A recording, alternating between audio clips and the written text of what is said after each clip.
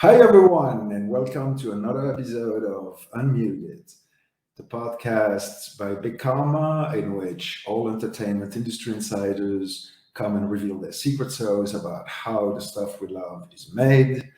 And Big Karma produces video games starring kick-ass action heroes who leverage the disability to win. You can find out more about that on our patreon.com/bigkarma. Join our community, pay for our next coffee. And our guest today on the show is Brendan Gahan, who is credited as the first man who paid a YouTube channel, which was Smosh at the time, for a promoted collab, a sponsored video. It was in 2006, if I remember correct, a long, long time ago, maybe 2005. He's become a legend in the space in influencer marketing, collaborating with YouTube creators, and now also obviously on other platforms like TikTok and whatnot. His views on his blog are always very enlightening. I'm an avid reader of BrendanGahan.com. Subscribe to his newsletter if you're interested in influencer marketing and creator economy. Definitely worth a read every week. And let's get right in to talk about the evolution of YouTube over time. Hey, Brendan. Nice to meet you. Nice to see you. It has been a very long time since we last talked, and I'm very excited for this one. I've been chasing you for weeks. I'm sorry about that. No. Actually, I'm surprised that I even got you because you're such a busy man. I appreciate your presence in such a small podcast where we talk about secret sauce and the marketing know-how for people who wonder how the stuff we love is made, basically. Well, thanks for inviting me. I'm pumped to be here. And you might not be aware of that, although I've told you that once, but you probably thought I was just pandering. I've been a fan of yours, and I kind of owe you. There are other people to whom I owe something too, but I kind of owe you to open my eyes about the fact that YouTube was the next place to be like 8-9 years ago, and my career changed after. Obviously, I had a few encounters with Phil Hickey, the man from Best Fiends in My Back. You need somebody to give you a shot, because when I opened my eyes, it was in Germany, and none of the higher-ups were believing my intuition and my anecdotal evidence. So I still had to find somebody who had the budget. But several things you said. One was, for youth today, YouTube stars are the only stars. And that was the first time I heard you say that. That was in 2013. I'm not sure when you started saying it, what crystallized this in your mind, because there were other things that were pointing at it for me, but I'd like to hear how you came to that. Yeah, I mean, I think I came to it. So my first job in advertising, I got an internship in advertising right out of college, and then I got hired, and it was the early days of social. And for me, I was a broke, basically college kid right out of college. It was just what I was consuming. This is 2005, 2006. I was spending my time on MySpace, Facebook, and YouTube. And I was seeing these kids just blow up on YouTube. And so I just sort of started randomly throwing ideas out there in meetings, and I had no business doing that, but some of them stuck. And in 2006, we did this project with Smosh, who's a big, they're still big YouTubers. And they crashed the brand's website. And so pretty much from that point on, it was sort of the that intuition was confirmed. And I was sort of I felt for the next 5 or so years of my career, screaming no, guys, this is the thing. This is the thing we got to do. This is the thing that works. This is the way to reach kids. And then, and more than kids, but so pretty much my entire career, it's what I've thought. Maybe, you know, in terms of like being able to articulate it and pitch it, that's evolved. But I would say pretty much from the jump, that was, and I don't think it was like necessarily like this big insight for me. It was more like right time, right place. You know, I was like the young kid in the office with a bunch of adults who were like, well, what do kids care about? And I'm just like, well, this is what I'm doing. You know, so it wasn't like this like big insightful thing. But you know, it was just sort of, well, this is what I'm doing. Why don't we spend money here? This resonates with me, I gotta tell you, because I owe my accidental career, age 20, discovering the internet, finding out on a library, on a computer at the library at university, and realizing, you know, what's possible, and then hooking up with the nerds and just doing, you know, like that village mentality. This is just what we do. And when I faced all the people who wanted to figure out business on the internet, it was like you, like, well, obviously, I mean, this is just what I do. I don't know why. I don't know the statistics. I don't know the data. Yeah. It just seems like what my friends would do. 100%. And then you get to ride that wave.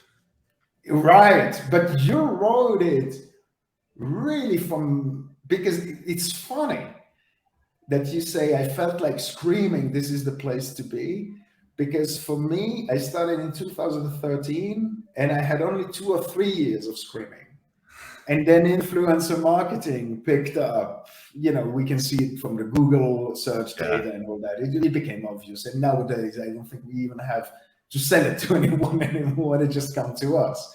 Yeah. But I had only 2 or 3 years of screaming.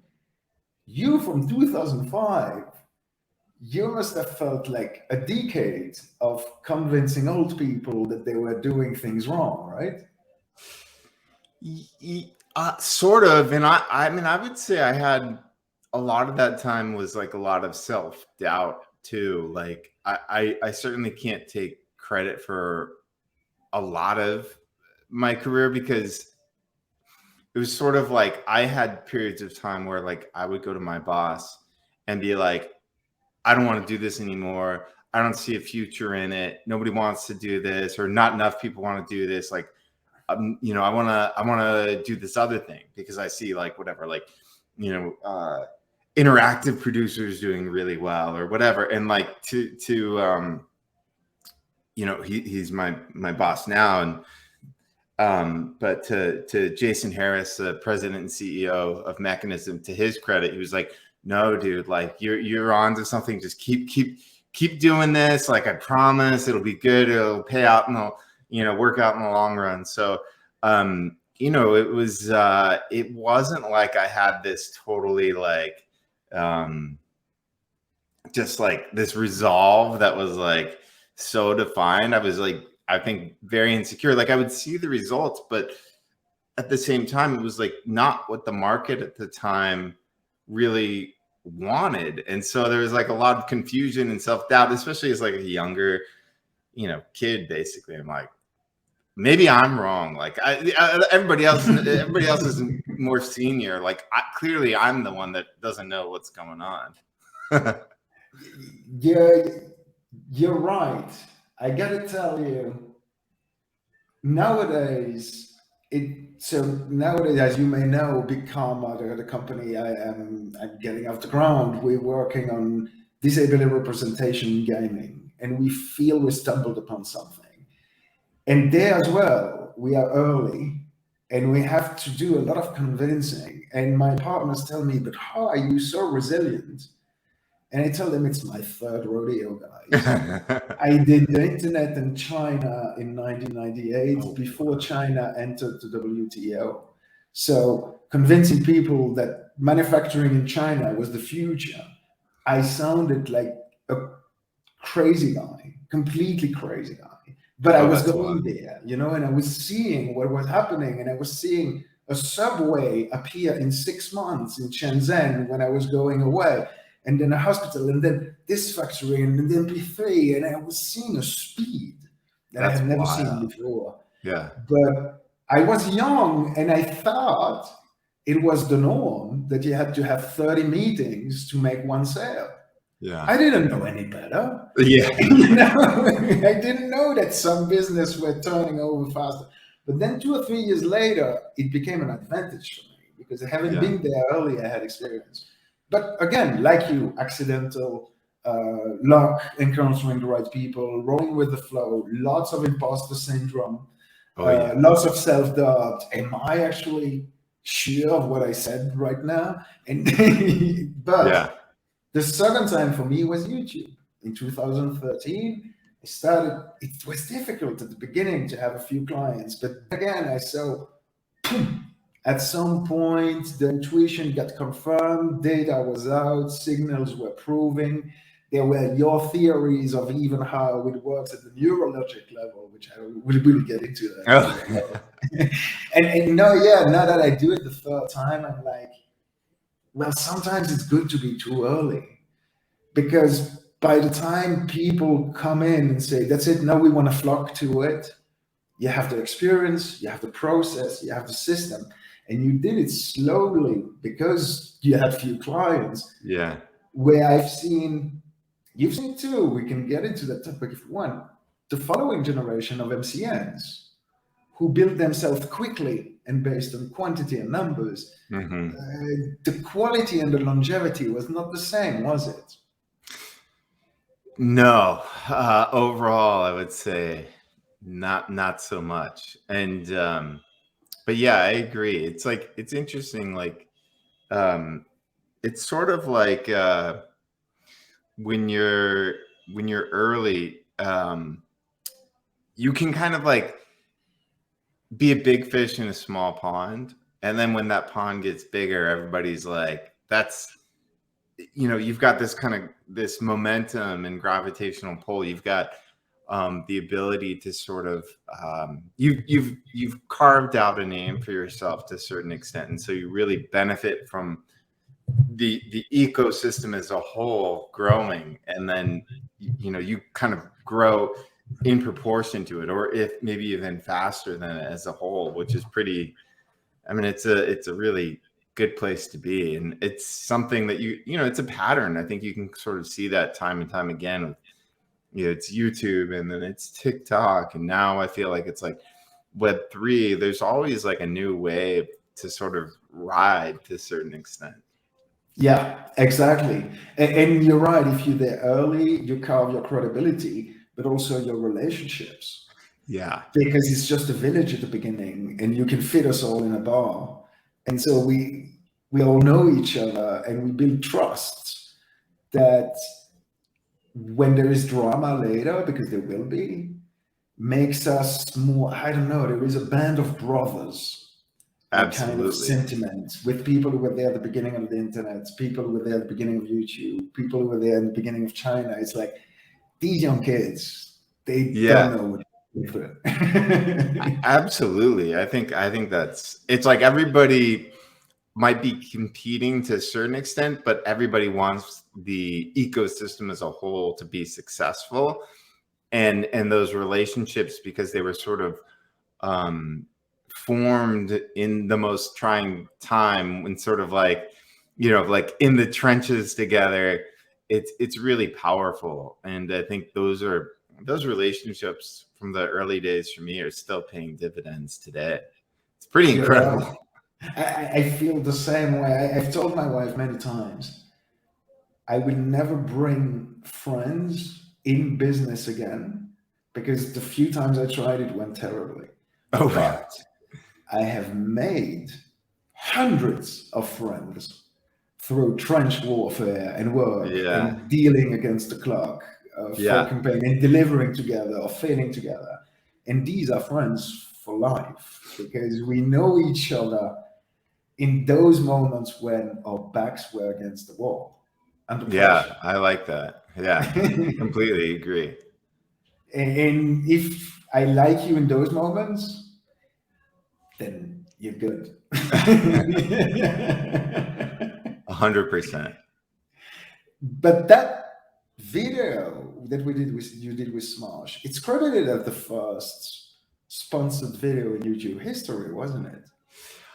I mean, I've yet to find out about an earlier one. I wouldn't be surprised if there's an earlier one. I'd love it if it was the first one. I don't know that for 100%, like with absolute certainty. But it was pretty early, yeah, for sure. It was 2000. It was in 2006, yeah. How did you even come up with the fee? Oh gosh. To be honest, I think so I emailed them, I pitched them, I invited them to the office. Luckily, they lived in a suburb of Sacramento, which is not too far away from San Francisco. And they just came down. I think they had a meeting with YouTube or something. So they came down like a week later, and we just got in a room, and I invited one or two folks from the agency that I was at. One of the partners joined, and we were just like, yeah, we want to do this, yada yada yada. And I think, you know, we were sort of tiptoeing around what's a number, and then I'm pretty sure that one of the partners just eventually just blurted out a number. He was just like, nah, what about this? It wasn't like particularly scientific. I think it was more like we wanted to break this tie of like tiptoeing and just like throw something out there.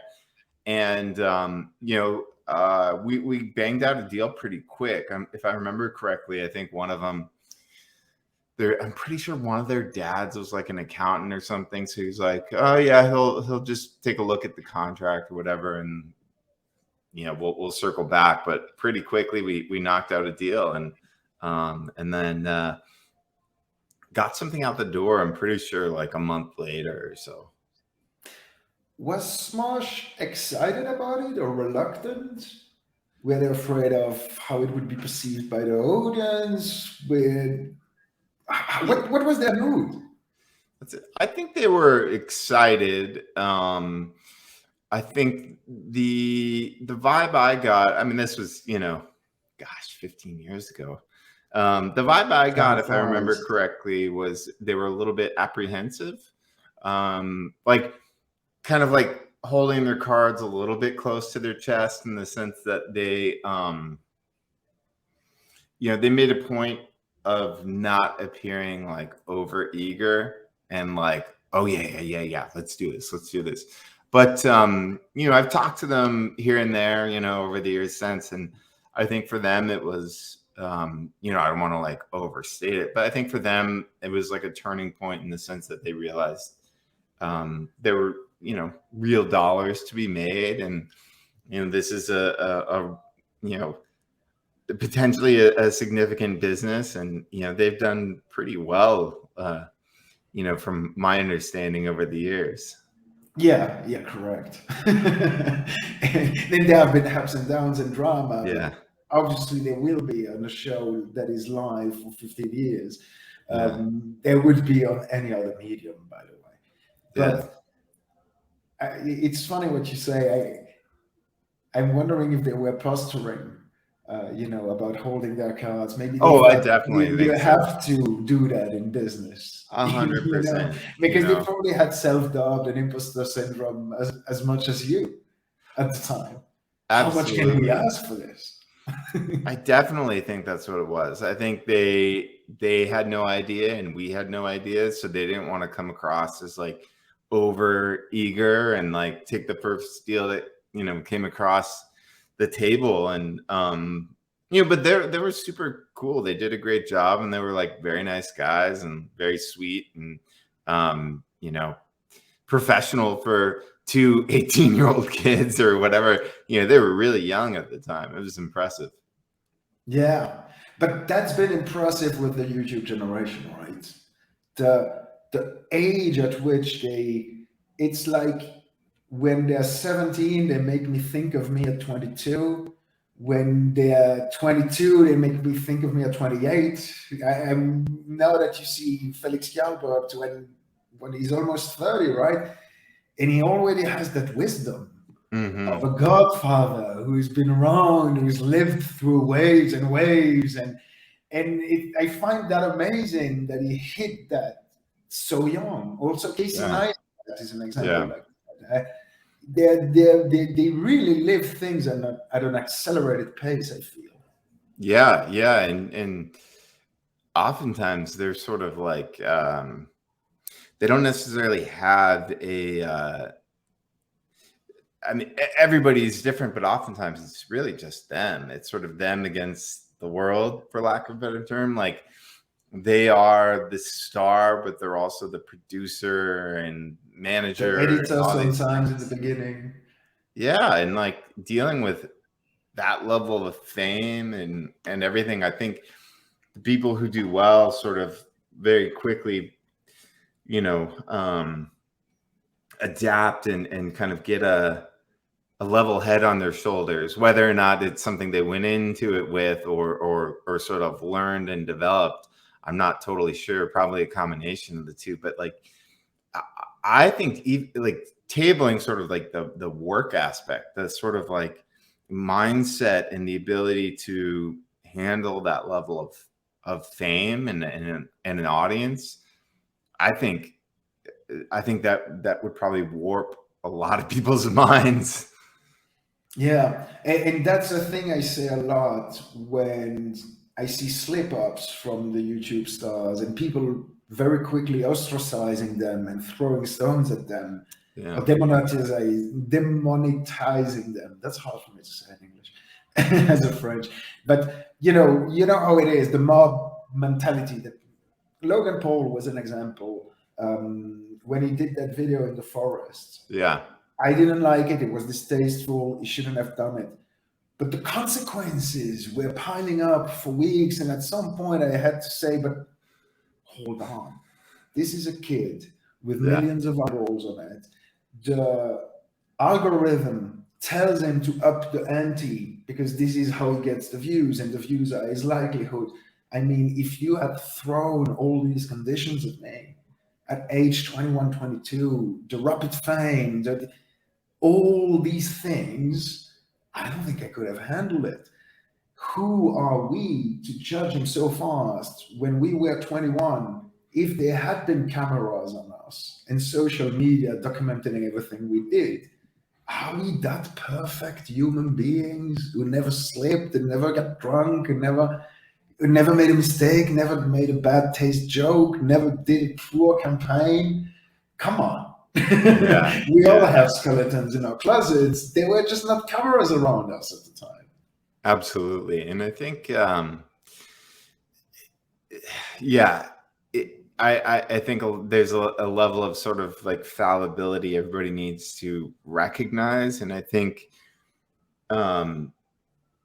it's complicated because like at the same time, obviously they're leaving an impression on a lot of young people, but like for them, it's like they need to make mistakes, but then also like there's like the mob mentality, which I think oftentimes is saying things that are like worse than the crime, more or less. And Oh, you're right. That's a good point. it creates a really weird sort of ecosystem where it's like what is I don't know, like I wouldn't, I guess kind of going back to like the point like of how you've got to have a good head on your shoulders to be able to handle that. Like how do you kind of come out the other end of that? I don't know. I think it'd be really hard. And especially in the last few years of wokeism peeking into cancel culture. Yeah. And that's why I really liked your point that you said sometimes the reaction is more aggressive than what was said. I think that cancel culture is a totalitarian act in behavior. It's the summum of intolerance. So to fight intolerance, you just peaked intolerance to a higher level. It's like fighting fire with more fire.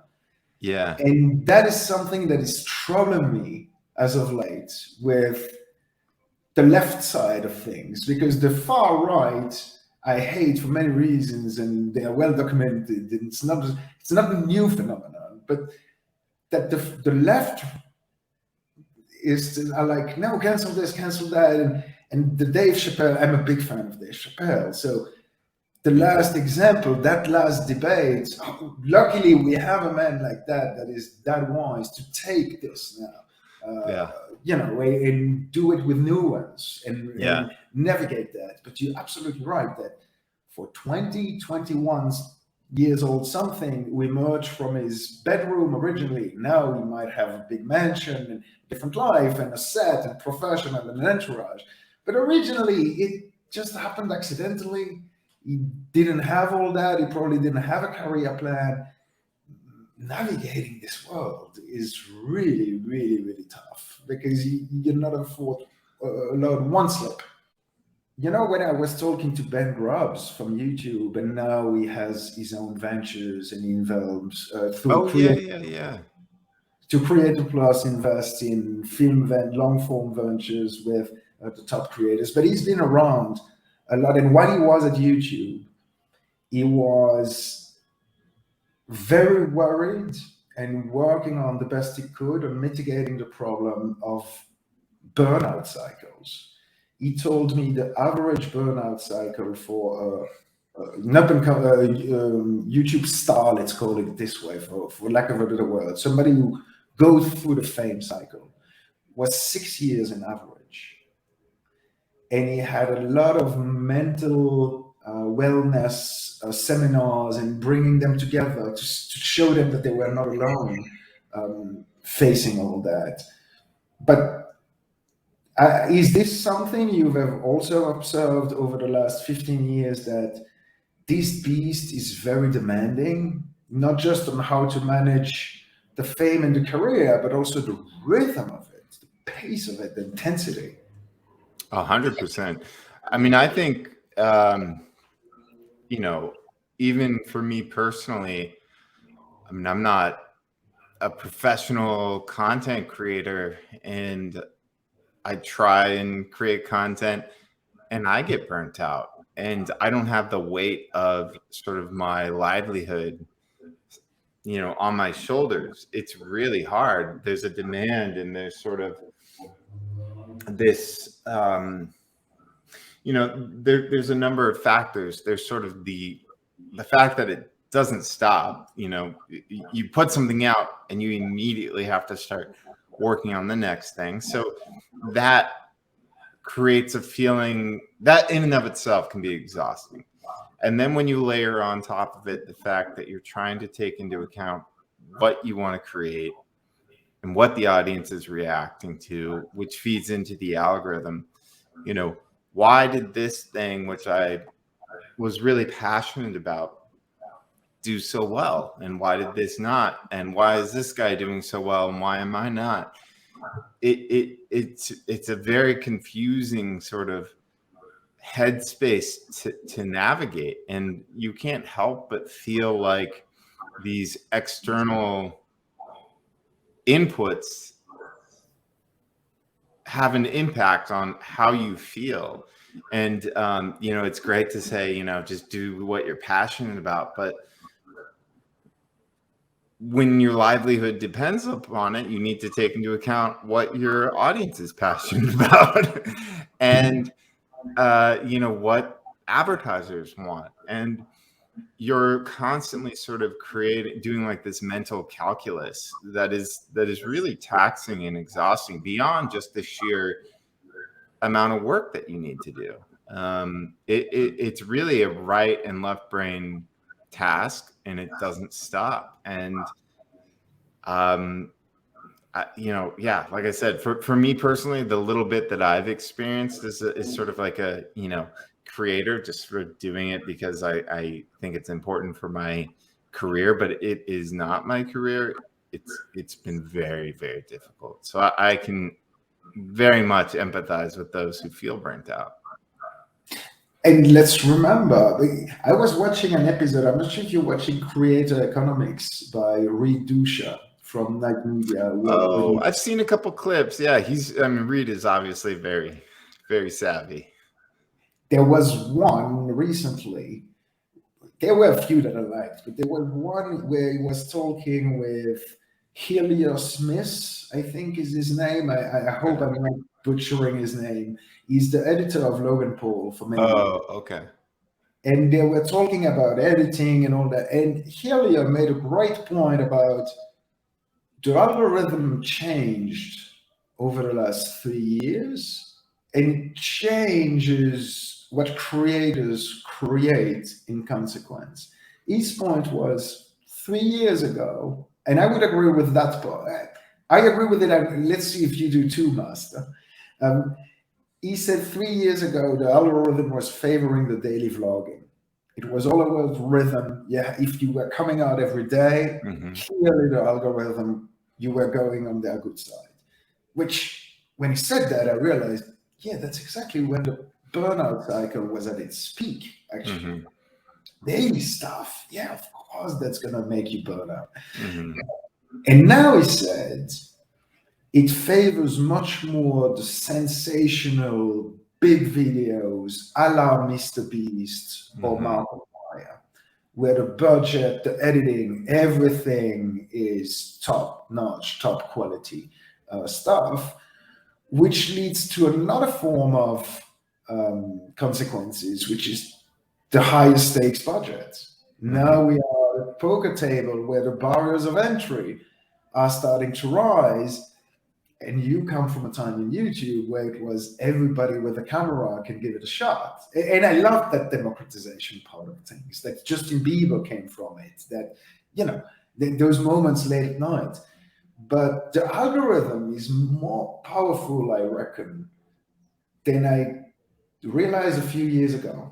A few years ago, I thought it's a business thing. Now I realize it shapes cultures, it shapes livelihoods, it shapes lifestyles. And I cannot imagine that there is no human intervention in it either. I don't think it's just artificial intelligence and machine learning.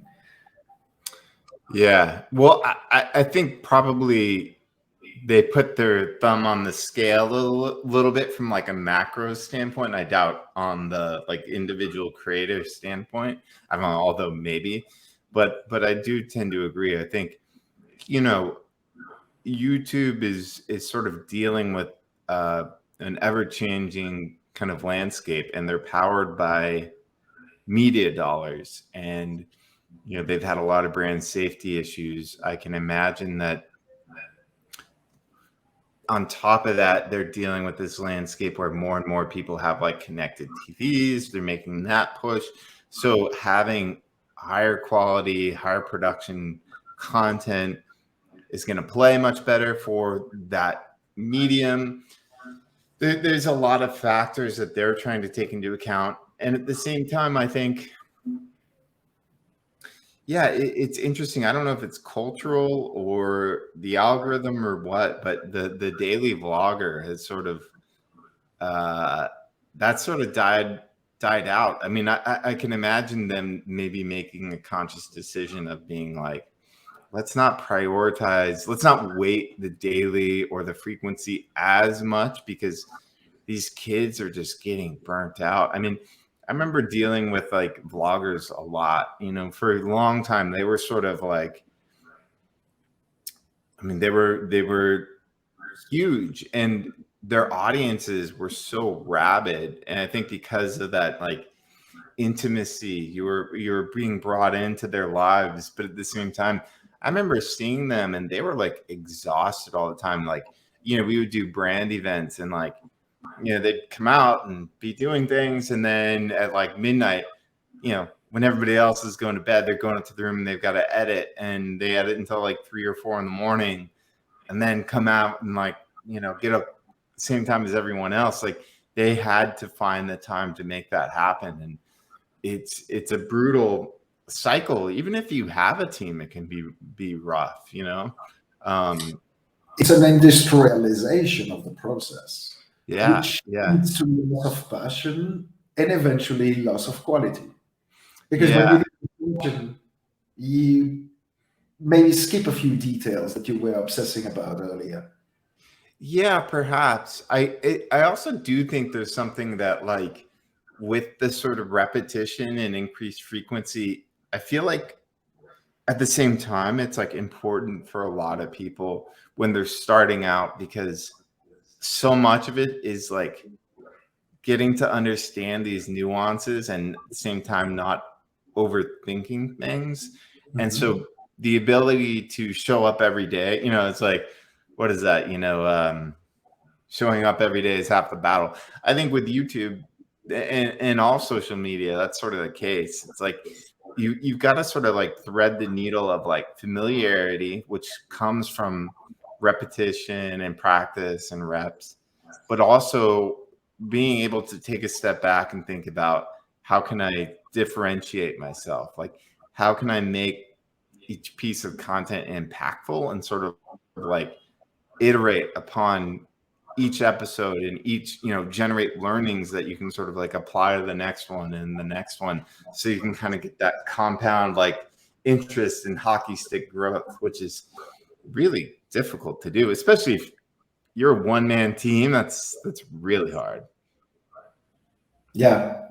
But you're right that there is an element of discipline in it, that as an entrepreneur and as any athlete out there, any success story, there is a part of that, of Schwarzenegger saying there is only one way to learn something. It's reps, reps, reps. And that is true. And there is a famous comic book in my writer in my country in Belgium, really mega hit for many years, and now he's age 60. He's been doing it for 30 years, and he says, but I still have the discipline that every morning at 8 a.m. I sit down and draw. Sometimes it's good, sometimes it's not. But if my father could go to the bank, and if my grandfather could go to the factory every day at 8 a.m., for sure I can wake up and draw a few cartoons every day at 8 a.m. And I like that mentality too. There is something in it. Otherwise, you can get lazy and say, I'm going to drop a video every 3 months because I'm a big diva. 100%. And like, I think there's sort of like,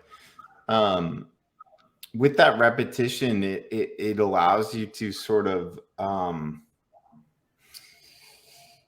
it's almost like learning an instrument. Like, you need to learn the basics before you like start playing jazz or something. Like, you can't come out of the gates and do like something crazy, because then it's like the fundamentals are critical. And I think when a lot of people think about like quote unquote good content, they think about content that is very well produced, or like conjuring up images of like a TV or film production.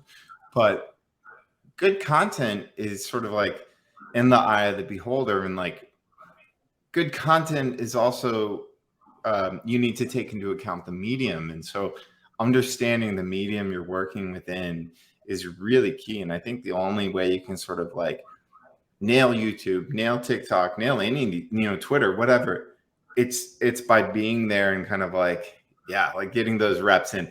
And then you can start to get fancy, which, you look at MrBeast, like he's been on YouTube for, I mean, I can't remember. And for many years, you had no views and no subscribers. 100%. And like, I think that's really, people overlook that. They're like, the last, 2-3 years, he's been this phenomenon. But like, you can still go to his channel and see these crappy Minecraft videos that exist. It's pretty funny, like those videos are just as important to his success as like, the, Squid Games video that just came out, a week ago. Yeah, you're right. And everybody is now talking about that Squid Game video, but I got, let's say I've worked with MrBeast a few times and with Reed, and I'm really fascinated by his operation and how it grew. I think it's a topic we can get into for many minutes, but you're absolutely right that you cannot get to that without getting your fundamentals. I love that expression, because in sports it's the same. In basketball or football, you can see who trains young from the fundamentals. They're not looking at the ball when they run with the ball. They don't need because they know where it is physically. And that's from reps. Yeah. You said something now about understanding what it is and what you're doing. You wrote a piece back in the daily vlogging era that made me understand a lot about YouTube. I think you did that with a doctor. I don't remember who. Maybe you do. The thing about the limbic system. Oh, And yeah. that Limbic was, resonance. yeah, that was fascinating for me because, Oh, thanks. I was already doing quite a few. I was no longer streaming at the time. I had clients. I was booking videos for many video game companies, and we could see the numbers. And sometimes some of the slick montages were not performing as well as just a guy talking in front of the camera. Yeah. And it was mind-boggling for us coming from a different marketing world, And then you wrote that piece about the limbic resonance, and I was like, yeah, he's right. Yeah. It's like Yeah. listening to a friend, right? At the end. Yeah. Absolutely. It's why am I blanking on it? But yeah, so limbic resonance, if I'm going to paraphrase it, I'm probably going to get it wrong, but like basically it's sort of like your limbic system fires off like all these good feelings like serotonin and all that sort of thing when you're looking at like a face. As if I was hugging you, basically. Yeah, because we're humans. Like seeing another face sparks something in your brain that is different than like looking at an object. And so that sort of mental trigger makes sort of like this one-to-one communication that you're getting from a creator. It's like it's scalable. Oh, I know the term I was thinking of. It's like a parasocial bond. So it's like it's a one-to-many. It's like a scalable friendship. You're feeling because you're watching these people. You're like looking in their eyes every day. It's firing your limbic system. It feels like a friend. Your brain is like a monkey brain. It doesn't really deep down know the difference between seeing somebody's face up close in a monitor versus in person. So you're getting a lot of the exact same feelings, but the difference is it's parasocial. So it's scalable. Like thousands or millions of people are getting the same feeling that, just whatever, like 100 years ago was limited to one-to-one communication. And that's why you see this sort of level of dedication with creators. In particular, I think creators who really open up their lives and sort of speak directly to the camera, look directly in the camera, are very vulnerable. Those are the creators who are able to galvanize their audience and sort of move mountains, more or less, because everybody watching feels like this is their friend. And like, if your friend recommends you do something, you do it. And I think people really overlook like that relationship is not something that, like, to your point, you saw this, like, it's not something that slick editing can overcome. Like, you can watch a beautiful movie and maybe they plug a product and you might love the movie, but you're not going to go out and necessarily buy the product. But if your friend says, texts you, hey, you got to try this thing, like, then you'll probably do it. And I think people overlook that. People follow other people. People want relationships. That's the driving force in society. And it's certainly not something that I believe slick production can overcome. I could be wrong, but thus far, I haven't seen anything that really convinces me I am. You're absolutely right. When I saw that, I even realized, oh, but that's why the slight fuck ups, or when they correct themselves and they leave it in at the edit stage, which we both know they could have cut it out, but it humanizes them. It participates in that semblance of authenticity. Authentic is a word that has been thrown around a lot as a currency on these platforms, and I would say it's a semblance of authenticity. I'm not going to name names, but I once visited a French agency that had some of the biggest YouTube stars in France, and They all started from their bedroom, right? Now these bedrooms are reproduced in an office with the same couch and all that, There's with all the sets, yeah. equipment around, and it's a set, and they're all side by side. It looked like a sex webcam motel when you enter it. It was so industrialized, and I realized, oh, they found their authentic voice in the early years, Yeah. and now they just maintain it because it's what the audience wants. But maybe is it still real? No, but it looks authentic, and that's what matters. Even if you scratch yourself, those moments like humanize the whole thing, and this was really eye-opening for me because it changed the way I was looking at campaigns, basically. Yeah, And absolutely. knowing, oh, this is gold, this is going to miss the audience despite the big budget, because it wasn't about budget anymore then. It was about the idea, will it Yeah. resonate? Yeah, absolutely. And like the relationship. Yes, so many relationships. Your relationship with the creator, the relationship between the brand and the creator, and the relationship between the creator and the audience, which then transposes into the relationship between the sponsor and the audience. It's all complex stuff, human stuff, which is why I love it. Because, as you know, all the other forms of marketing are so data driven that at least the intuition is still useful somewhere. 100%. Yeah, absolutely. All right. Lately, talking about your big writings that opened my eyes, I really loved the one lately about the use of enemies to reveal Oh, the audience. It reminded me of Tupac Shakur, Biggie Smalls, but without the guns, right? yeah, East I Coast, mean, West Coast with no guns. yeah, absolutely. I mean, there's nothing that's more galvanizing around, for a community than something to sort of fight against. I think oftentimes more so than even uh, a specific message that is positive. When there's a threat, people come together, and Twitter beefs and YouTube beefs and influencer beefs, all these things that I think a lot of them are very real. Some of them I think are more orchestrated, but the byproduct oftentimes is, people love drama. It generates headlines. Those headlines drive awareness.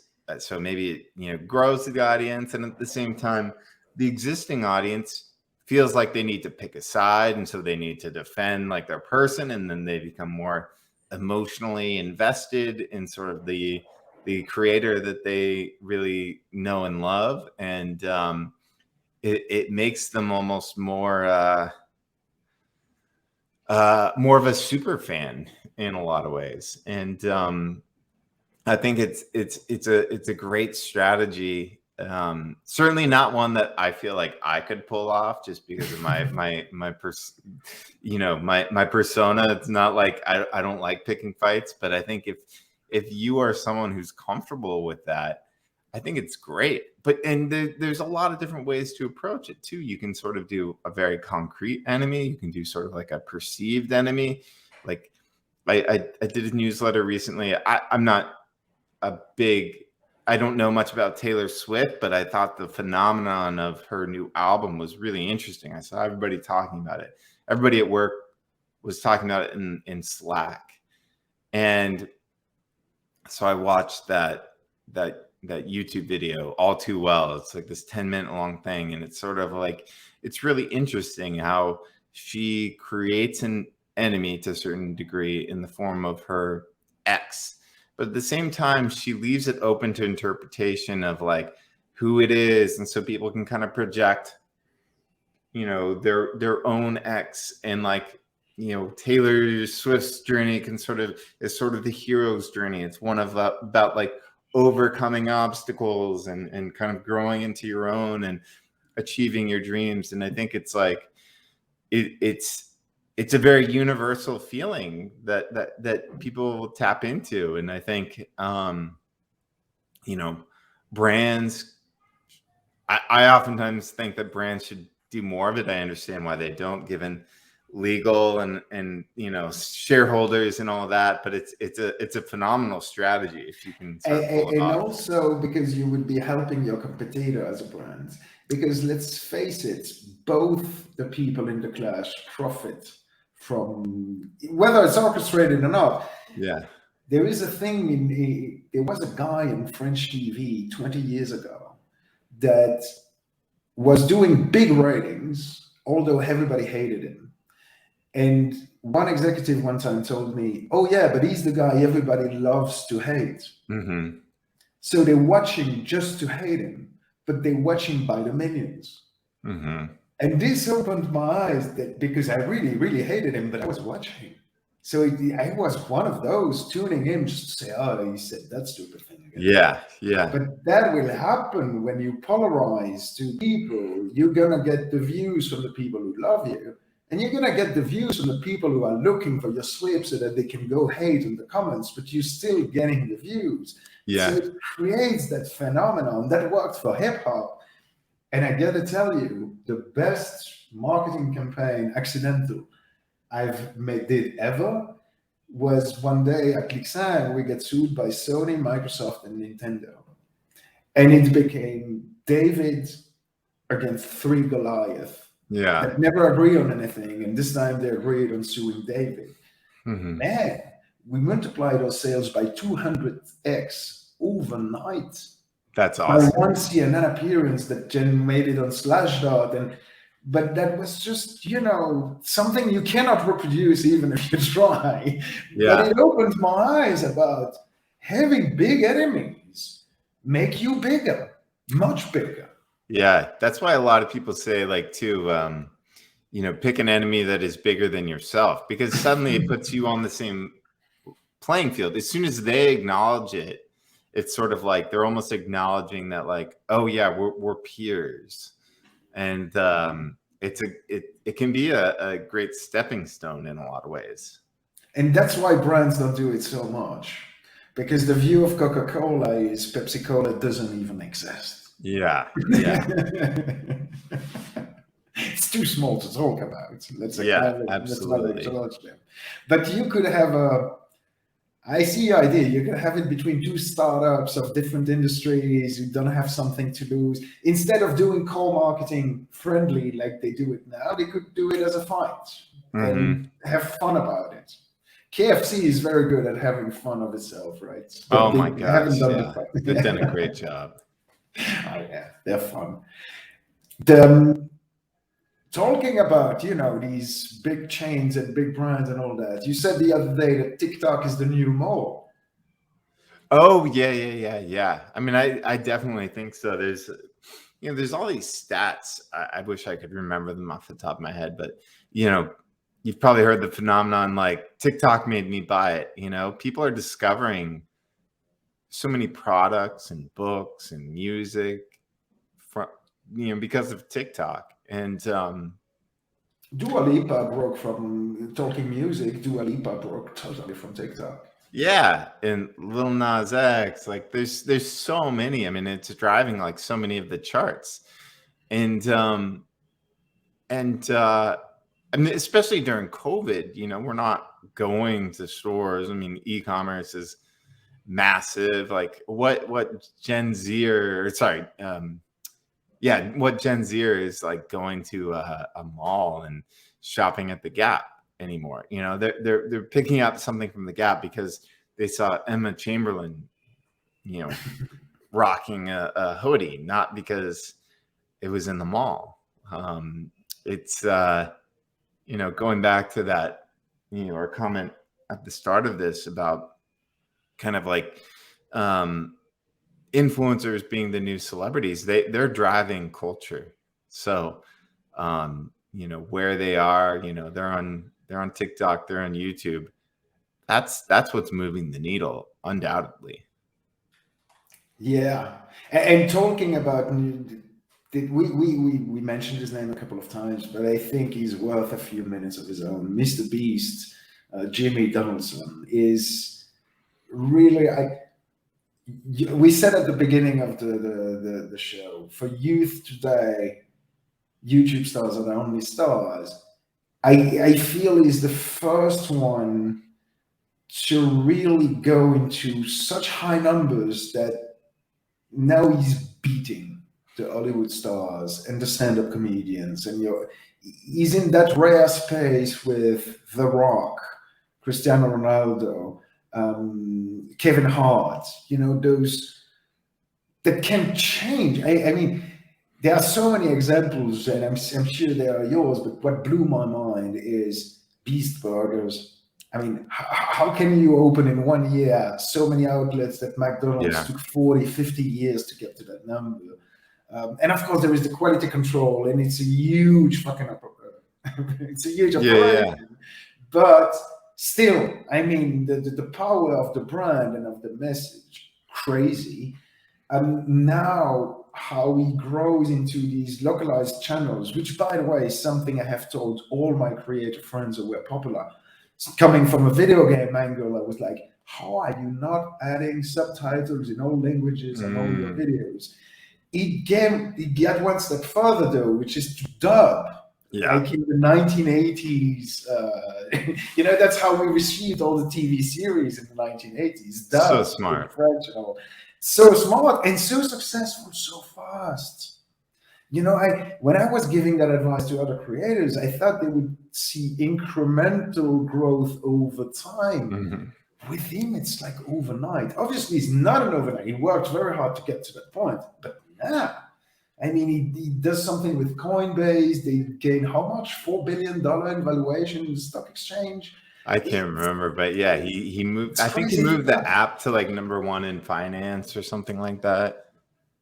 Yeah, but $4 billion in stock exchange valuation. This tells me that even the old guards buying shares are like, oh, you are brand associated to MrBeast?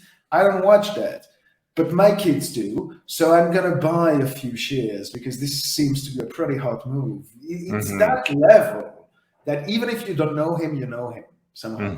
Yeah, you know what I mean? 100%. I mean, he gets more views than, major TV networks. I mean, I was looking, I wrote an article a while ago about sort of like live streaming specifically and how, and sort of comparing the numbers and how live streaming commerce was going to be a next big wave. And, live streamers who, are not as big as MrBeast are getting more views than, the NBA, which is, if you think about it, like the NBA is considered this behemoth, but like a preseason game was getting less than 1 million views. And, streamers, some of the top streamers can get that in real time. Now MrBeast is getting, I think I looked at the Squid Games video and it was over 60 million views. Whatever that might have been yesterday. Because, so one of my clients told about it on Friday, and then I watched it again yesterday because of that, because I wanted to verify a detail in it. It was at 77 million views already. I wouldn't be surprised if more people have seen that at this point than the actual Netflix series. I don't know. It might be close, but he's getting close. He's beating Super Bowl commercial numbers because you have like 100 million, 110 million people viewing the Super Bowl. I'm not sure if all 110 million stay for the ads. I know it's an event in the US to watch the commercials of the Super Bowl, but not to the point that I think he's going to beat the Super Bowl. Yeah, I think so. And if you think about it, it's like you could take 2 MrBeast videos and beat the Super Bowl, and it's going to be cheaper and probably more impactful for not every brand, but for most brands. I think in particular, if your goal is great, you can still get 5 of MrBeast's iterations for 30 seconds of Super Bowl commercial. Yeah, probably. It's gonna go up because now he did the Squid Game and they do their job really well. So every quarter it goes up a notch, and well deserved. When the price goes up, I'm like, damn it, I got to pay for that for my next client. But I'm like, well played. It's not absolutely. ego. It's not ego. It's really number driven and justified. And I shouldn't say that on air, but because it goes against my buying. But I feel like YouTube stars are still underpriced compared to the price of working with a Hollywood star. Like Liam Neeson, where you're going to put $1 million in his pocket to shoot the damn commercial. It doesn't give you no distribution for it. You still have to buy the airtime. When you compare that, you realize YouTube stars are still pretty affordable. Yeah, and I think also going back to that whole thing about limbic resonance, I think the sort of action that a creator will drive, in my experience, has been higher than celebrities. Obviously, there's always the exception that proves the rule, but generally speaking, particularly with younger audiences, creators are the way to go. Yeah, definitely.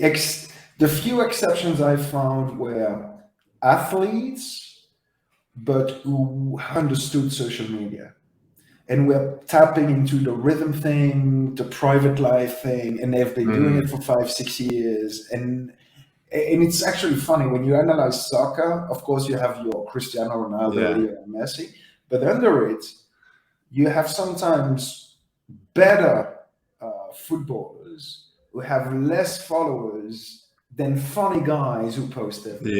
Yeah. That makes sense. Those athletes, they have both the champion, adoration that you look at things and they do things you couldn't do, and sometimes the credibility, especially if you sell sports stuff, sports apparel. It's like if he uses it, it must be good. And then they have the funny aspect too. When they have the combo, they're good to work with as well. But you're right that some of the traditional stars, not so much. They don't give you the conversion. Yeah, absolutely. And there's always an exception, but generally, I think creators are more bang for your buck. Yeah, and they also, now that when I pitch to other people, there was another trick I use a lot when somebody opened my eyes. I don't remember who, but I say, don't forget that with a YouTube creator, TikTok creator, you don't have the old dilemma of how much do we put into creative and how much do we put into distribution, because they're doing both. So they're also doing the creative. If you don't try to dictate stuff and script them and leave them free, they probably come up with a better creative than what the expensive agency in Los Angeles or London would have come up with over 2 weeks for you.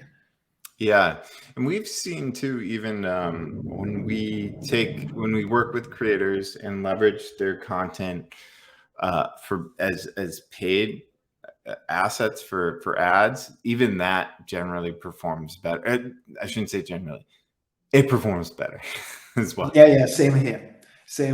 And then the latest one is on TikTok, because obviously on TikTok it's cheaper it's still early stage somehow. It shouldn't be, but it still is.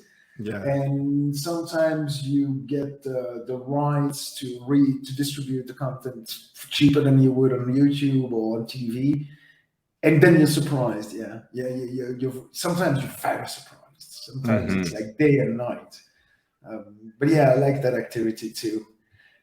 Going back to MrBeast, there is one last thing, which is recent, and I think it's genuine, and I love the impact of it. Team C's, and there is Team Trees as well.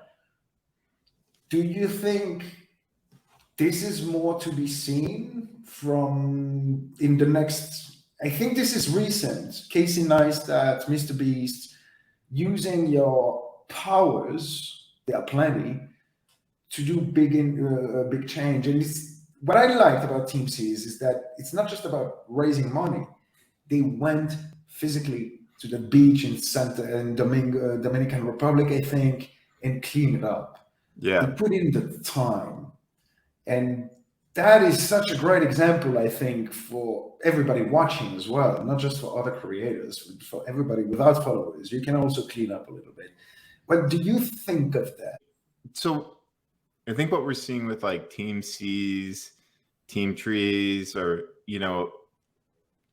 even with what what a lot of these folks have done with other charities, it ties into sort of this creator ethos. It's like very DIY. It's like, why do I need why do I need to get somebody's permission? Why don't I just do it? Like, that's sort of how so many creators have been successful, is sort of ignoring the perceived barriers and embracing the kind of opportunities at their fingertips and making the most of them. And you look at what corporations are doing, not all, but a lot.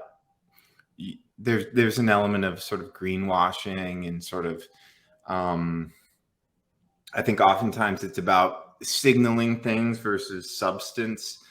And I think creators really, they're used to just making things happen. And I think what we're seeing is this sort of embracing of sort of, well, like, if the problem is trash in the ocean, let's just go out and get trash out of the ocean. And like, how complicated does it need to be? I mean, obviously it's complicated. I don't think anybody's overlooking that, but the problem is fundamentally get started.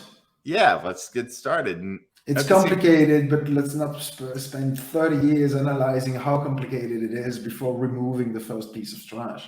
100%. It's something that resonates with me for two reasons. First of all, because of that game I'm making about disabled heroes and athletes. And I hear the word awareness too much.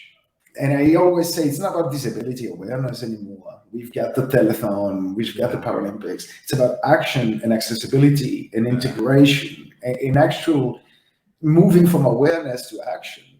And with climate change, I have that frustration even more because I'm not sure if you were born back then, but in 1984, we had Midnight Oil, Our Beds Are Burning, #1 hit song across the planet, and it was about climate change. 1984, we had a hit song about it. So I would say that's the piece about awareness. Yeah. What do we do with that awareness now? Just say, oh, I'm aware, but I keep doing the same thing and I don't fix the problem. I was really frustrated about the old media not giving us real tangible action. Yeah. And I feel like if this comes from the creators with that young generation who was just looking for purpose, and now you have these basically entrepreneurs with a camera, well, maybe they can move from awareness to action. And I would love to see that because I have kids and I hope we save the planet, man. Yeah, absolutely. And I remember now the thing I was going to say was Gen Z in particular really prioritizes, doing good and all these things. And I think it's nice because it's sort of mutually beneficial. It's all right, we're going to make things happen and it's going to fuel my brand. I mean, like, if you're a creator, it becomes a win-win. I mean, you look at MrBeast and the amount of PR he's gotten and goodwill he's generated. I'm sure it's not simply a good altruistic thing, but I would imagine that it's going to pay dividends from a business standpoint as well, which is phenomenal. I think that's good. Yes, as an economist, I think it's better than the status quo. Because if you think about it, the way I put it is doing good while doing well. Yeah. What's the problem with that? For example, when people tell us why Big Karma is not a foundation, well, because we want to be commercially successful. That's why. Because it's not a charity, because it's a market. And when people are like, yeah, but still, are you then not exploiting? And I'm like, I can make a game about something positive and make money from it. Or I can make GTA about shooting guns and robbing cars and make money from it. What's better? Because we're not talking about an ideal world here. We're talking about what are we doing. And I feel like I was like that at the beginning of my career. And like you, because of self-doubt, insecurity, I felt like I had to listen to the old guys and become a cynic. And then later I realized, no, I don't have to. Yeah. But it took me decades of building my confidence. That's awesome. But I think these creators have it at a young age, and they have the freedom to do it. And I wish them better. I wish them an amazing amount of luck with Same. these things. I hope they become extremely wealthy doing good. Exactly. The new generation solving. It's like the Jerry Seinfeld episode, right? You cannot have both. You cannot be friend and have sex. That it's the same. You cannot be wealthy and do good at the same time. Maybe we'll see. The YouTubers are taking the challenge. Yeah, absolutely. All right, my friend. Thank you so much for being with us today. Thanks for having me. Yeah, it was a great talk as expected. I was excited for this, and you didn't disappoint. Everybody at home, I hope you enjoyed it and learned more about YouTube, TikTok, and this generation of creators and influencer marketing. If you want to support Big Karma, patreon.com/Big Karma. That's where you buy our next cup of coffee and a few other things like lights and stuff. Thank you for your time. May Karma be with you, Brandon. Thank you. Appreciate it. Bye-bye.